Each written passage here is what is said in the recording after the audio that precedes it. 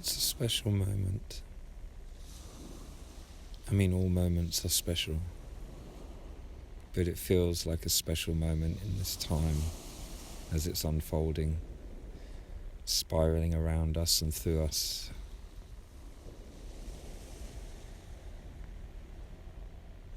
I mean, there's always this incredible moment of now, this incredible moment of wow. We're very lucky to be able to witness this reality, I believe. I perceive myself as being very lucky to be alive. I've been lucky all my life, even when things have seemed awful. And I don't believe that's because I, myself, separate to anyone else, is especially lucky. I think it's a way of thinking. My granddad used to say it. I've been lucky all my life. And there's that incredible story of the Chinese farmer. The Chinese farmer whose son disappears for a few days, and his neighbour comes round and says, "Wow, that's unlucky. You've lost your help on the farm." And his dad said, "Well, we'll see. We'll see." And then a few days later, the son returns. And he returns with a number of wild horses. And the farmer's neighbour says to him, "Wow, that's so lucky." And the farmer says, "We'll see, we'll see." And then the son goes out and tries to tame these horses and gets thrown off one of them and breaks his leg severely. There's no way he's going to be able to help on the farm for a long time. And the farmer's neighbour says to him, "Wow, that's so unlucky." And the farmer sagely raises an eyebrow and says, "We'll see." A week later, the Chinese army, arrives in the village, and they've come to recruit all the young men of fighting age. But his son can't go because he's incapacitated by his broken leg. And the farmer's neighbour says, "Wow, that's so lucky." And the farmer says, "We'll see, we'll see." And so on it goes. Whether we are lucky or unlucky is just the way we perceive our reality at any given moment in time. And it's time dependent. What seems unlucky can be so wonderful just a few moments later. But this life itself is a benediction. For all its struggle, for all its pain and its woe, I believe we're still lucky to witness it. I believe that I am lucky to be witnessing this reality. You can make up your own mind whether you consider it a benediction or not, but I'm persuaded that it is.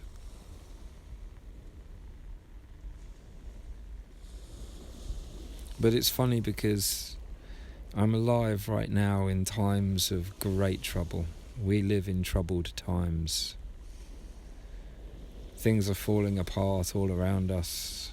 Children are sick. People are sick from the poisonous food they're eating, from the poison in the water, from the poison falling down on us from the skies. In so many ways we are under siege, and yet still this life remains a paradise and a mystery, an unending mystery in which we're immersed. And we've only got this life to live. Now, one of the things that has made me sick for some time is the sense of slavery, the sense of having to be obedient to other people's whims and wishes, And it's come to my attention that I'm living in the domain of the King, in the United Kingdom, his domain. And yet, it seems to me that the original idea of the United Kingdom was that it was where many kings were united. It was a domain where kings were united, where everybody's individual sovereignty was respected. That our personal experience of existence was given credit. That we are all united in our own divinity, our own sense of personal autonomy. I believe it was a spell that was trying to, where the king was supposed to represent everybody's individual sovereignty.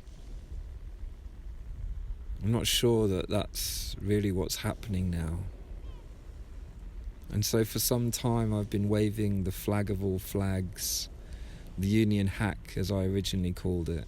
It was other people who named it the flag of all flags. A flag on a white background, a symbol of truth and desire to speak, a desire to converse. It's what that white flag has always represented. And it embodies and integrates all the flags of the world, not representing the political entities, but the languages from those parts of the world.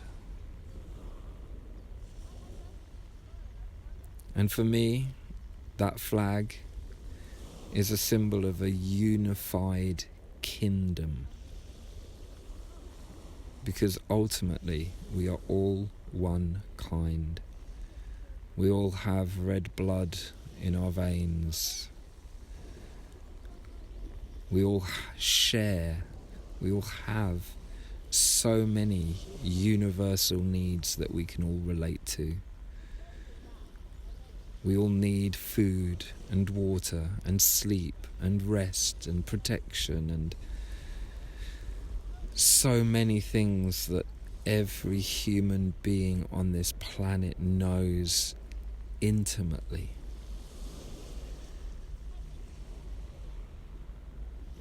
So we are ultimately one kind, humankind, although the amount of kindness and the amount of humanity is not always so evident these days. And in the ongoing symbolic warfare, it seems to me that there are few symbols that really portray the beauty of the world and what it can be. And that is what the flag of all flags is for me. A symbol of what we can be, what we could be. If we can unify and be a bit more humane, perhaps one day there will be a unified kingdom, the domain of the kin, recognizing the global family of which we are part. The political entities with their borders and boundaries are ultimately illusory. They can be helpful. They've enabled us to evolve as a society in many ways.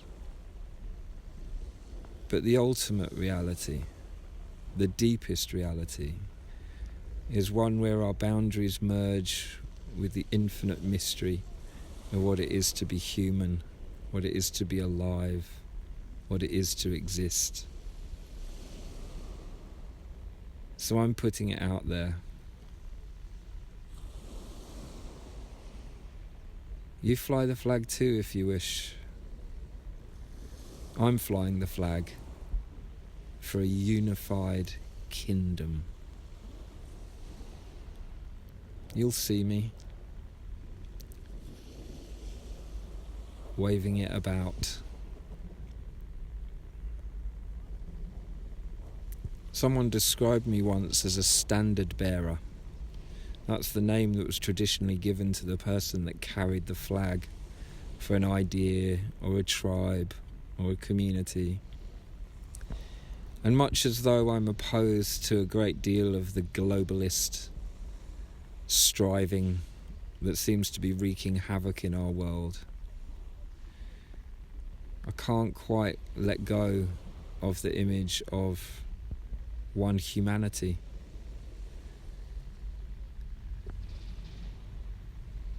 You know, there's no doubt that tribalism has caused so much trouble on this planet.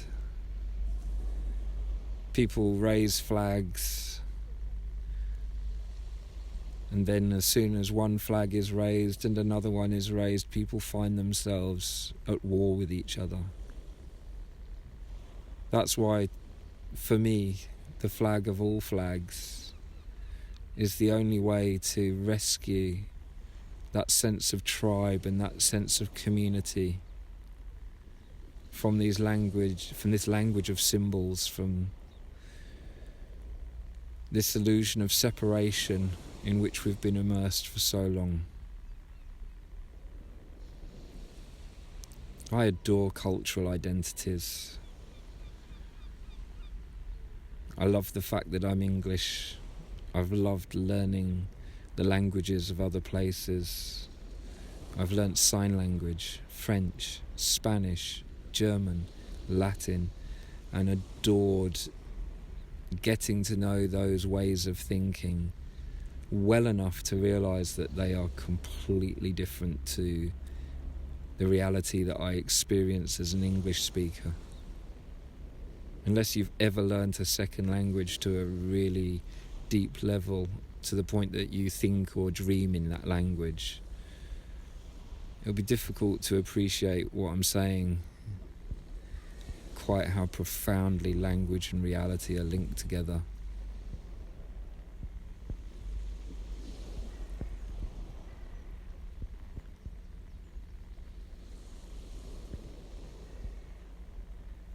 That's why language matters.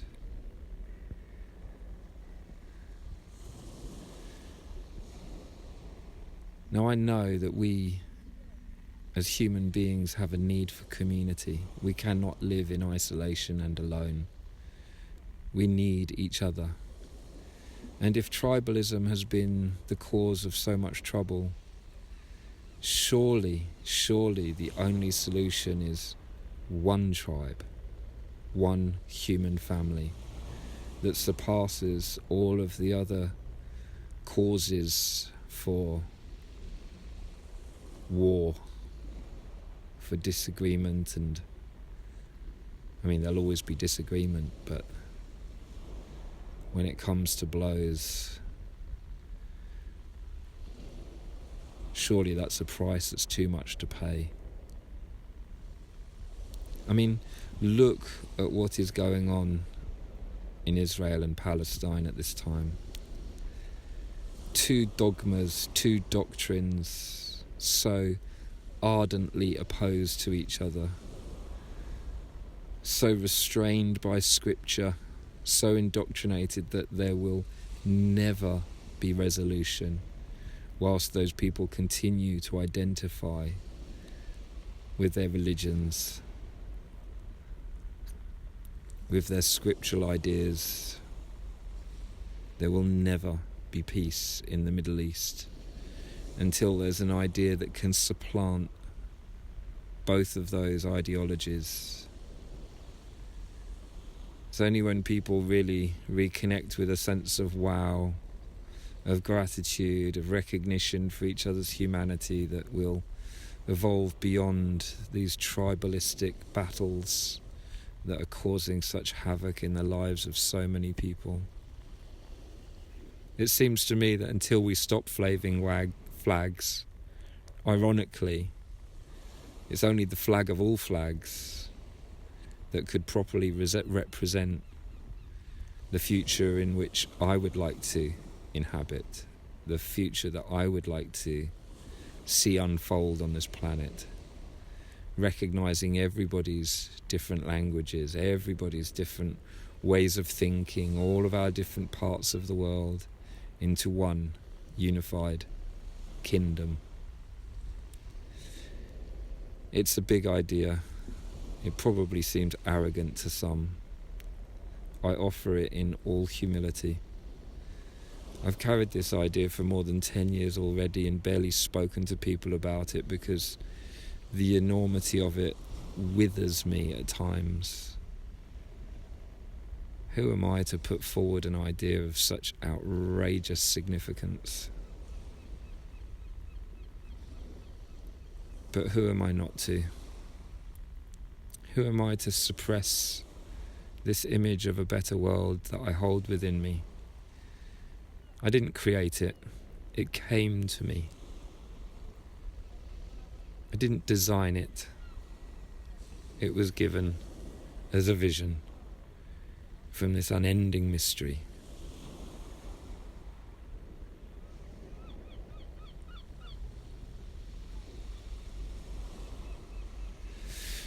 So there we have it.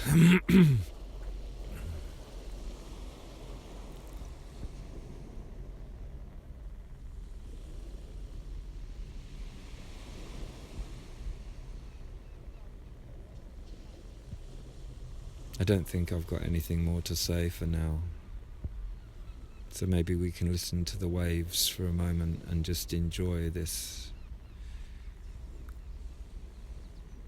unbelievable moment of now. This incredible sense of wow.